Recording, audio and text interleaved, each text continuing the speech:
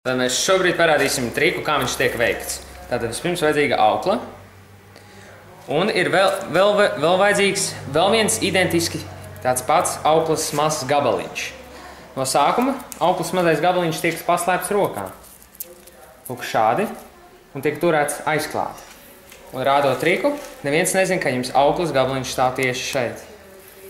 Lūk, ir aukla. Mēs parādām, ka mēs paņemam pusi.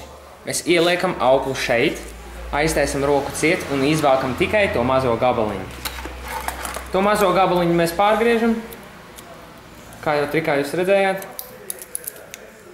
Parādam, ka it kā visa aukla ir pārgriezta, protams, bet viņa nemaz nav.